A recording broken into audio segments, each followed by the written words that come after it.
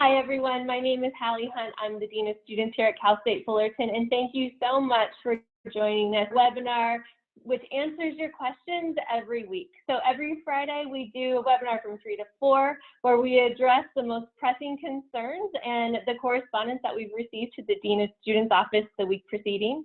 And this week, we are talking about the credit, no credit option that the campus just unveiled or just announced that we are going to be moving forward with for the rest of the semester if students choose to take that option. And I'm really pleased to be joined of fantastic administrators here on the campus, and I'm going to let each one of them introduce themselves. I'm Pam Oliver, the Provost. Hi, Titans. I'm Karyn Scissum, Associate Vice President for Academic Operations. Hi, everybody. I'm Mark Filowitz, Associate Vice President for Academic Programs. Welcome. Hello, everyone. I'm Randy Montes, Assistant Director of the Academic Advisement Center. So thank you so much for all of you agreeing to be here. Titans, we have taken questions that you have been asking all week long, both program and via the Dean of Students inbox. And I'm going to ask these questions to the panel. And so, Pam, I will start with you. Can you give us a general overview about what the credit, no credit option means?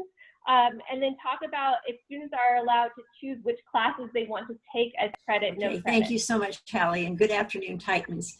I'm very pleased to be here today with you to talk about the modification in our grading options and also to explain the why and the how of the credit, no credit option. So the why. I continue to be inspired by the tenacity and resilience of our students, of all of you. And we recognize that pressures and tensions of COVID-19 had caused a lot of stress for the students. We wanted to do everything we could to relieve as much distress as possible, and also to encourage our students, to encourage you to persist and complete the courses, if at all possible, this semester. So we had a collaboration between your student leaders, your ASI leaders, the academic senate, the deans, the chairs, faculty member, other students, the administration, and all of us together decided that the best thing to do was for us to institute a temporary modification for our grading processes. I'm going to talk a little bit about the how. The modification will empower students. That means it will empower you with the option of moving all of your courses or one of your courses, as many as you want, for this spring semester 2020 to a letter grade, from your letter grade to a credit or no credit. And that's going to be your option for each course. And unlike most credit, no credit options, we have the unique ability that you're going to be able to see your grades that have been assigned before you have to make your decision. So this really will give you the option to make a wise decision about, for your particular situation, best thing to do. Remember, this credit or no credit is available for each of your classes. Specifically, the range that we talk about in terms of credit, this is for undergraduate courses. That would be an A through a C minus gets a credit. A no credit would be a D plus through an F. For graduate students, it would be an A through a B minus gets credit. A C plus through F gets a no credit. The process, faculty members will assign grades by May 22nd. That's the typical thing that they do. So that's their regular process.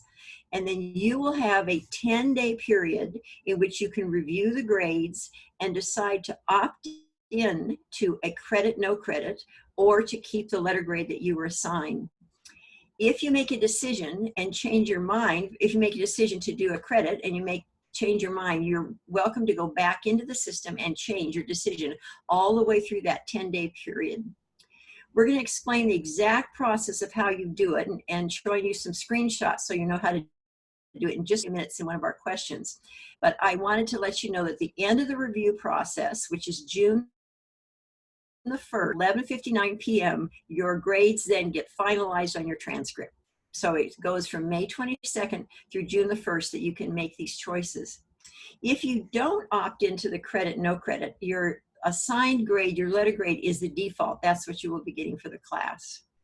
So I hope that this answers sense of the overview of credit, no credit. And now we're going to move to some specific questions that I hope will answer your detailed questions. Thank you so much. Thank you, Pam. One of the things that I think is kind of exciting about this is that students have quite a while to decide whether or not they want to move to the option. So thank you to whoever made that decision. I think that's going to really benefit students. Mark, I'm wondering if we can switch to you now, and perhaps can you talk to us a little bit about what are the pros and cons of going, and what might not, when would it perhaps not be a good fit for students? Thanks, Hallie. What we tried to do in terms of how we situated the FAQs, frequently asked questions, is to first have some general advisement advice and then specific areas. And before we put this together, we contacted many, many touch points on campus where students come in contact. So a lot of students know at this point in the semester sort of how they're doing, but by the time they get their grade, their letter grade, at that point exactly how they're doing, because finals sometimes play a big part. So if you are in a special population that will be affected by taking a no credit grade, you have to be very careful about your selection. And that's why areas that you need to think about. So for example, if you're in athletics and you need something because the NCAA requires it, if you're thinking of going to a professional school, which we'll talk about some more, or a credential program, if you're a post-bac and looking to go into another school afterwards, if you're repeating a class for a better grade or grade forgiveness, going to a credit, no credit is not necessarily what you want to do if it improves. Even though we're going to be extending the time period for people that are on probation, if you have a grade that would improve your probationary status, you should take the letter grade. There's also different situations for international students, educational opportunity. So all of these, we've tried to contact the individual advisors to make sure we have the most up-to-date information. If you're a reentry student that's been taking things in extended ed and want to come back in, that letter grade may be what's necessary for you. So in every one of the steps that Scissum Gunn's going to describe to you, it's really important that you stop and understand that choice. So we've tried to build that in both into the FAQs and the process by which students will be making the choice. Thank you, Mark. So again, to reiterate what was just said, this is a nuanced decision. And so if you are a member of a special population, or if you have questions about this, make sure that you really care before deciding to go credit. I should also no credit. mention financial aid is a big issue you need to consider, where about half our students do take advantage of that, and it could impact financial aid. So again, that's one of the areas you must look into. Thank you. Thank you for that. Karyn, I would like to move over to you at this point, and I'm wondering if you can help students understand where and when. Okay, thank you again, Hallie, and hi again, Titans. So as Provost Pam mentioned, after May 22nd, it's ideal that your grades will be available for you, your letter grades will be viewable in your student center. And to help you understand what all of this is going to look like so that you'll recognize the screens once you get into the student center, we've developed a user guide that will walk you through the process and show you what you will expect and how you will manipulate the process once you go in to view your letter grades and make your very educated decisions about which one of the options for each one of your grades that you will have the ability to be able to choose. So we want to do a screen share now to show you what the user guide looks like. And you can access the user guide through the main campus website. If you see that big orange banner at the top, that is the central resource for our campus information updates as it relates to the COVID-19 disruptions for our campus. So you can click there and go there. I'm sure many of you already have. But then also, if you look to the left of your screen, you're going to see a series of FAQs. They're FAQs that we've developed that are important for faculty considerations, But there are also FAQs that we developed for you, again, to try to give you as much information as possible so that you can make very informed decisions of the options that you'll take. So if you click onto the FAQs for students and scroll down, all of the FAQs will begin to pop up. But there is a particular link, let's go up just a bit. There's a particular link that you see here. That's the student user guide. And so before you go in to make your decisions, after you read the FAQs, after you've had the conversations that you need to have based on whatever your student circumstance is, then you want to go into the student user guide so that you'll know how to operate the system once you get in. So this is what the guide is going to look like once you click the link. There's some information. We're calling this the Check Before You Choose campaign, because it's very important for you to, again, have those conversations, to think about what your student circumstances are so that you can make the very best decisions for you. So before you proceed, we're asking you to think about a couple of things. Have you read through the FAQs and understood what the particular questions may be as it relates to your status? Have you reached out if you needed additional discussion or additional feedback? Have you reached out to someone who could help you better understand the implications of these grading choices? And then also, there's another reminder for you to go back to the FAQs. There's a link there for the FAQs so that you can refresh and go back and truly continue to arm yourself with enough information to make the very best choices. And then there's a summary of the process. You'll have from May 22nd to June 1st, and that's June 1st at 11:59 p.m. At that time, if you've not made your choices, then the grades that are on your transcript will be, for lack of a better term, frozen. But then we can scroll on down and give you an idea of what some of the screenshots will be. When you enter into the Student Center, you're going to have the option to go to the credit, no credit portal.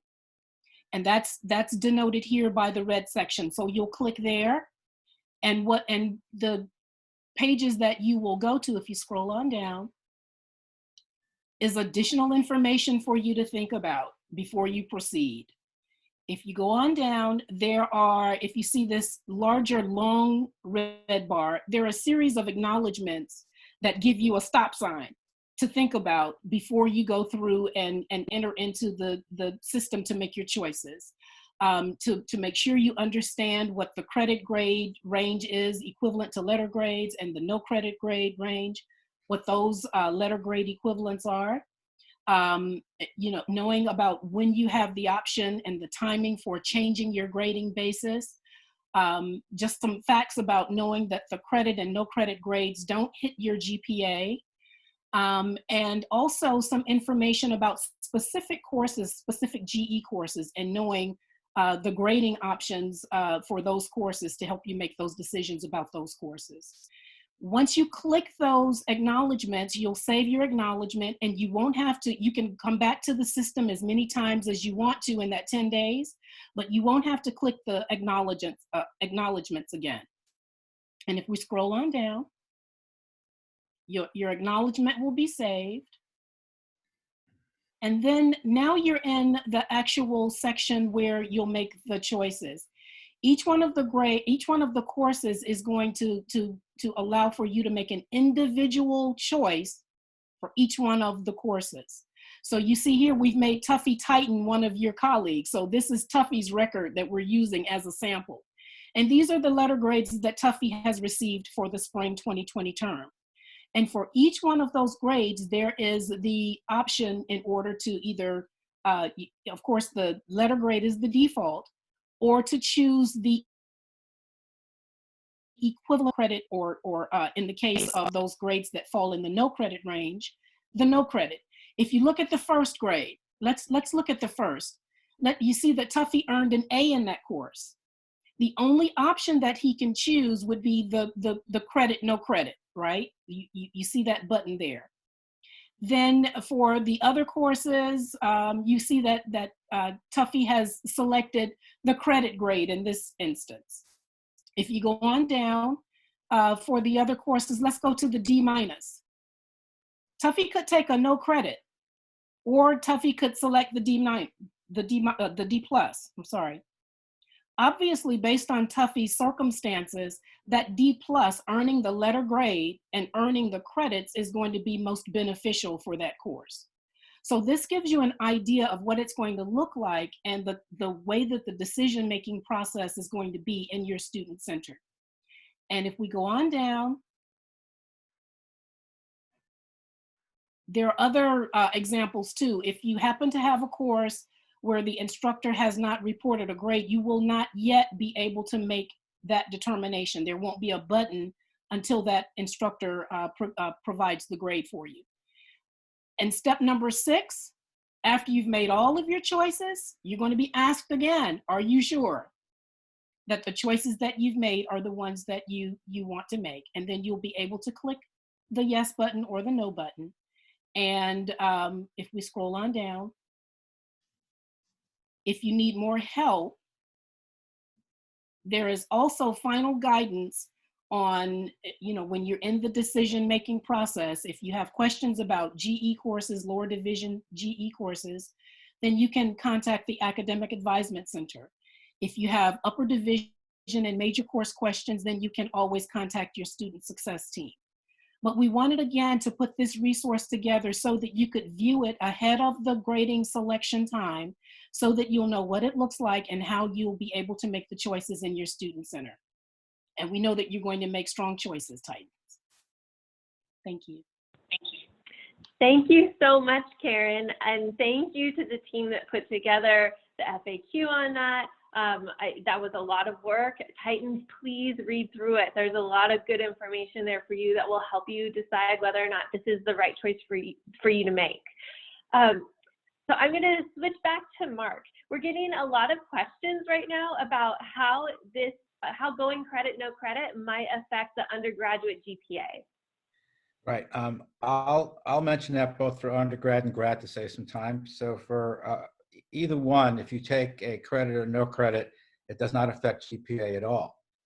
However, if you want to get credit as an undergraduate, it has to be a letter grade that started out as a C- to an A. And Randy will be talking about certain GE situations where you may want to take that letter grade even if it's below. A D+ through F is no credit for undergrads. If you're a graduate student, again, it will not affect you take that route, but there it's an A or an A+, which counts the same, through a B- counts as credit. And C+ through F is not going to count as credit in most cases. There might be some exceptions. So when you look at that, keep in mind that the ranges, and Provost Oliver mentioned them earlier, are the ones you need to keep in mind. Now, there might be circumstances that Randy will talk about where taking a letter grade that's a D or a D+ might be something you want to choose if it's a lower division or upper division GE. Thank you. And I'm going to go straight to Randy with that question. So Randy, if a student earns a D in a GE course, is it better to grade or to apply the credit, no credit for that? Okay, so that one will depend. In most GE requirements, a D will satisfy that section unless it's one of the 4 requirements that we call the golden 4. So that is the student's area A1, which is oral communication, section A2, which is written communication, A3, which is thinking, and B4, which is mathematics and quantitative reasoning. Those 4 sections require a C- or higher area. For everything else, a D would satisfy. So in this context, the student would have to first determine where is that requirement, where is that class satisfying, or under what area. If it's the non-golden 4, earning a D will earn them the credit. However, a D will negatively impact their GPA. If they chose instead uncredit option, it would have no effect on their GPA. However, they would not get that area satisfied, so they would still need to take a class from that section. Thank you. A lot of we're in an era now where we're allowed to double count general education and courses for the major degree. And if that's the situation where you're using it as a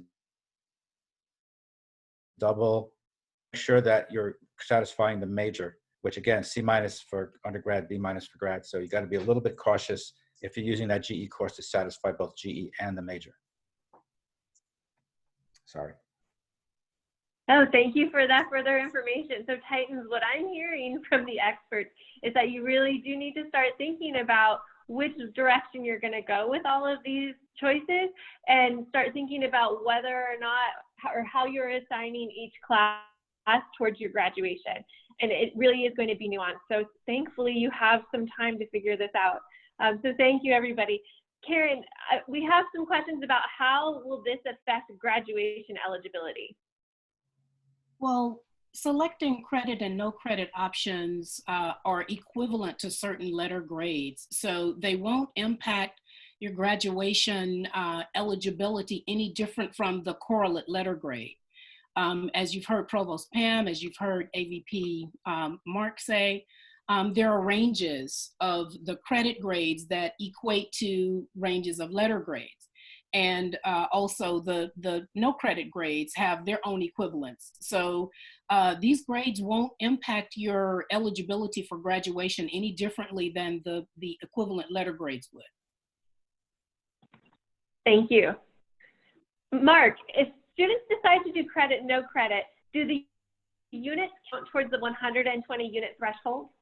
Yeah, students have to have at least 120 units to graduate. That's a Title V. We have to follow the law on that. And yes, it will count. Thank you. And I've got a question here for you, Randy. So is this semester being counted towards cum laude for spring graduates? No, if you are a spring 2020 graduation candidate, honors eligibility is calculated using your fall 2019 cumulative GPA. Thank you very much. Carrie, we've been getting a lot of questions from the different colleges about this, and the College of the Arts students have been asking to art majors as well. Yes, it does. This applies for all. Thank you. And Mark, how about professional schools? How will this affect students who plan to go to medical school, for Well, instance? we have a very successful and highly utilized health professions advisement office on campus run by Dr. Michelle Mutapa. And they're doing virtual advisement all the time. And they are really tuned in to medical school. Now, we know that medical schools are aware of the pandemic, but each individual medical school might have their own requirement, may not accept a credit as a grade for what they want. So best to check in with the health professions academic advisement office. And also if it's something that relates to something, for example, in education, College of Education and credentialing and licensure, nursing, they all have requirements that are very specific. And some of these areas are still in flux because these external licensing boards have not really come out with anything definitive. But if you need something for a degree that goes past your undergraduate degree or even a graduate degree, you should check in both with an advisor and also, if they don't have the information, with the actual professional school itself. Thank you, Mark. Randy, I've got another GE question that a student has asked. So the student asks, if I were to withdraw from a class, am I able to retake the GE? Or if I were to fail or receive a no credit grade for a course, can I also retake that to receive the GE credit needed? Sure, we'll start with that first part with the withdrawal. As it was mentioned before, students have until May 8th to withdraw. If they withdraw from the course, they are able to course in a later semester, but that does not count as a repeat because they initially got that withdrawal. For the second part, if a student fails a course, they can repeat that course and in a later semester and apply forgiveness, which will mean the newer grade will replace the older grade if it is a higher grade. Even students will be allowed to repeat that course even if they have attempted 2 attempts of the class, which is the standard limit. And very similar, if they receive no credit for that course, they are also able to repeat that even if they've attempted it twice. Thank you very much. Thank you. Mark, I believe this is the last question, and I'm going to toss it to you. So a student has asked, if I need to get a C or higher for a course in my major, will I still be able to take the course for credit and no credit? Yeah, as long as it's a C minus through, C minus is credit and D plus through F is not. So be very careful about that, but yes, it will count. I want to mention also on withdrawals. Usually students have a limit of 18 units of withdrawal during their time with us at Cal State Fullerton. Right now, these will not count to take a W this semester. So that's a little something extra that the Chancellor's Office is allowing us to do for this semester only. Thank you. So we've answered all the questions that have been sent to us through our inbox. I have a couple of more minutes. If any of you would like to have some parting words. So I would just like to thank you so much, Hallie, for doing this. And I hope that these questions and our answers have been helpful. We're always willing to answer more questions, but I wanted to also mention that on everyone's transcript for this particular semester, it's going to be saying it's a COVID-19 semester, so that no matter when you go back to your transcript, it will be indicated what went on during this particular semester, because although next year we'll obviously remember this, you don't know, you might use your transcript 10 years from now. So we want to make sure that that's on there. Just wanted to let the students know about that too. And that's got an added benefit because for certain things like financial aid, et cetera, they need to have something that shows why credit was given as opposed to a letter grade, and that will serve as some kind of material evidence to show that. So from my perspective, I just want to say thanks to the students for being patient with us. It was very, very difficult to quickly put something like this together. And we want to make sure, of course, that all this works. And that's the next phase, to make sure all the stuff that IT can do will work.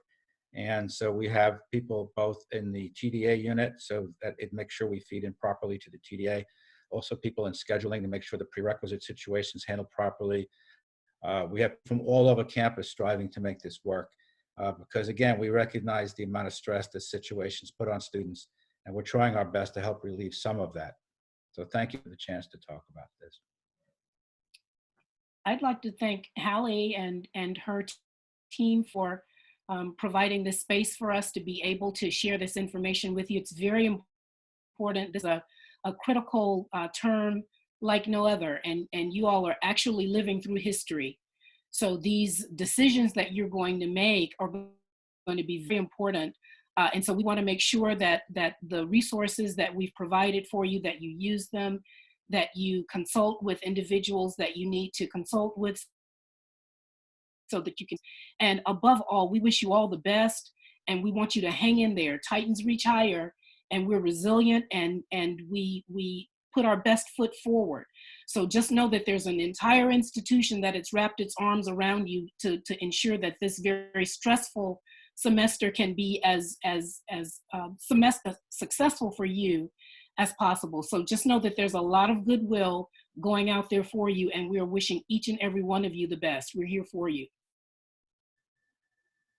And if I could just add, echoing that this is an important decision. So students, if there's any questions or concerns, please speak to an advisor. And in the meantime, stay safe out there.